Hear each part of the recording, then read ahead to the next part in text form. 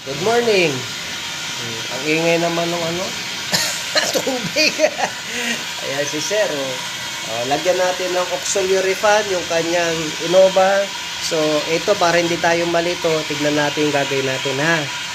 So, mga kajak, panoorin nyo maigi ito mga kajak para makita nyo step by step at hindi rin kayo malito pag paano maglagay ng auxiliary fan. Itong hawak ko ay fuse. Kasi lalagyan ko ng fuse para safe mga kajak, no? So, ang ating fuse ay 15 to 20 amperes. Pwede yan. Ang ilalagay natin na fuse sa ating auxiliary fan. Tignan nyo mga kajak ha. Panoorin nyo maigi ito. Sigurado ko kaya nyong gawin rin ito sa inyong mga tinatawag na sasakyan. Purpose nito, paglalagay ng additional auxiliary fan para malaking tulong sa aircon natin, no? Kasi nag-iinit din yung ating tinatawag na condenser. So malaking tulong yan pagka nilalagyan natin ng auxiliary fan. Okay mga kajak, hindi naman ganun kamahal yan. So panoorin nyo lang.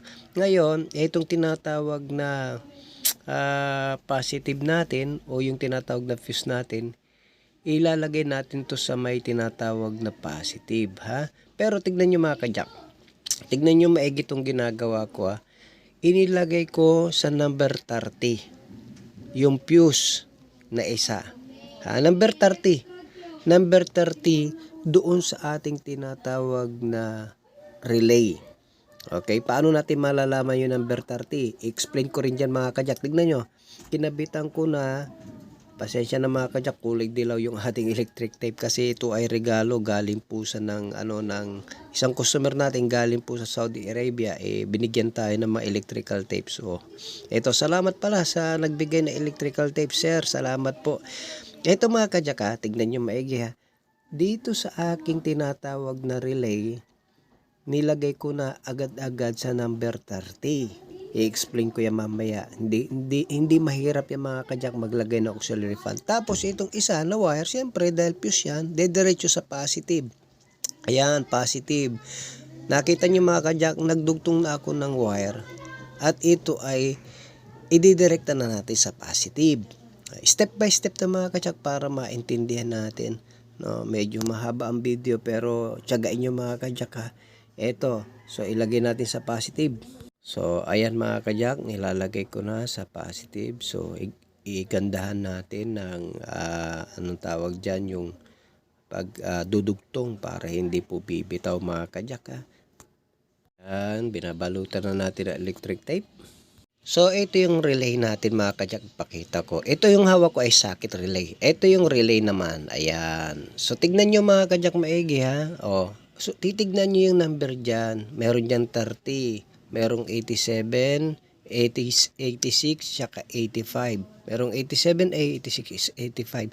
So, itong tinatawag na 87. Makinig kayo mga kajaka, 87 ha. Yung 87, ilalagay natin sa load. Ibig sabihin, doon sa accessories o itong tinatawag na auxiliary fan. Kasi ang auxiliary fan, kailangan yan lang ng tinatawag na positive at saka negative. So ito, ilalagay natin yung 87, ilalagay natin sa auxiliary fan, yung isa. Tapos yung isa ng auxiliary fan sa tinatawag na ground naman. Hindi mahirap mga kajak ha. Ikakabit ko na.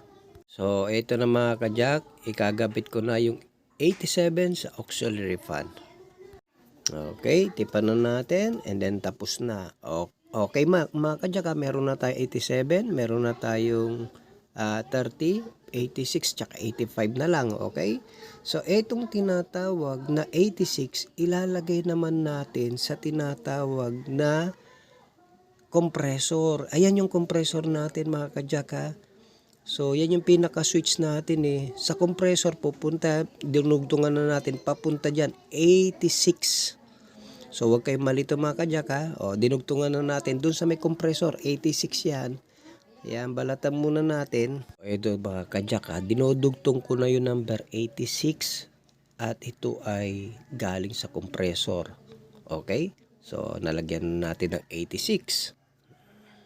Okay, ang natitira na lang ay 85 mga kajak ha, 85. Itong ground na isang wire galing sa tinatawag na auxiliary, ito, babalatan natin. Yun natin ilalagay sa ating tinatawag na 85. Kasi yung 85 mga kajak, Ito, makinig kayo maigi. Yung 85, ilalagay natin yan dapat sa ground. Pwede yan sa battery or sa body ground. Mga kajak, huwag kayong malito. Yung 85 dun sa ating yung tinatawag na relay, body ground. Pero ganito, mga kajak, tignan nyo. Yung ground na natitira sa auxiliary fan, yung green na yan, pinagsama ko na. Kasi dalawang auxiliary fan ang ilalagay natin. So, yung ating tinatawag na 85, mga kajak, tignan nyo, gagawin ko, maglalagay muna ako ng tinatawag na I-terminal para hindi naglulus. Mahalaga yung mga kajak na naglalagay tayo ng I-terminal. Tignan nyo mga kajak, para hindi yung iniipit-ipit lang sa mga tornilyo. Mahalaga yung naglalagay tayo ng I-terminal. Ito mga kajak, tignan nyo mga kajak, okay. Tinanggal ko lang, hindi ko na, ito yung ating 85. Tignan nyo maigi mga kajak, yung 85 ay isasama ko na rin doon sa auxiliary fan na pinagsama ko dahil sila ay kailangan nila ng ground. So ito ang ginawa ko, idudugtong ko na rin dyan yung 85 sa relay para magkaroon din siya ng ground kasi yung 85 ilalagay natin sa ground. Yamang dito lang magkakalapit na yan, dito ko na ilalagay kasi kailangan ko lang naman ng ground no number 85. So yung aking 85 nilagyan ko na ng ground dito sa malapit at pinagsama-sama ko na, walang problema yan mga kajak, may fuse yan. Safe na safe po tayo dyan. Ito na mga kajak, nilalagyan ko ng I-terminal. Napakahalaga nito mga kajak. Huwag nyo lang basta isisiksik sa mga tornilyo. Lagyan nyo ng I-terminal po mga kajak. Tapos babalutan ko na maigi para maganda naman tignan. So yung I-terminal na yan, ikakabit nyo kung saan na malapit na pwede nyong pagkabitan ng mga ground. Kasi yung sasakyan natin, automatically body ground lahat. Yan, yung mga bakal dyan. So ikakabit ko na lang dyan sa malapit. Mga kajak, ito na po. Nagtanggal ako ng tornilyo dyan. May parting bukasan na hood na yan. Ayan, dyan ko kinabit yung ating I-terminal. So, wag nyong kalimutan mga kajak, mas maigi yung I-terminal kaysa siksik lang tayo ng siksik So, okay na yan. Tapos na tayo mga kajak. So, mamaya papaandarin na natin, makikita na natin kung gumagana na. Okay, simple lang Aayusin ko na lang mamaya yan, tapos isasalbak ko na yung ating tinatawag na relay. So, ganun lang. Paulit-ulitin nyo lang yan mga kajak. Ulit-ulitin nyo lang yan mga kajak. Yung itong video na to, masusundan nyo yung sinasabi ko at masusundan nyo yung pagpapaliwanag ko at sigurado ko aandar yung auxiliary fan nyo. Sundan nyo lang yung ginagawa ko mga kajak. Ito babalutan ko na, iayos ko na para mapaandar na natin. Ulit. Okay, start. Okay, gumagana na. Yan, okay na. Kita nyo gumagana. Kaya pag namatay yung aircon, mamamatay din. Ayun, namatay din. Okay? Pag gana ng aircon, gagana din yan. Malaking tulong yan ayun, lakas So ngayon, para malaman nyo kung papasok yan, nag-automatic agad kasi malamig Ayan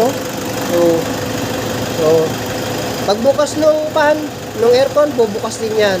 Laging ganyan ang trabaho lang yan. Ayun, laking tulong.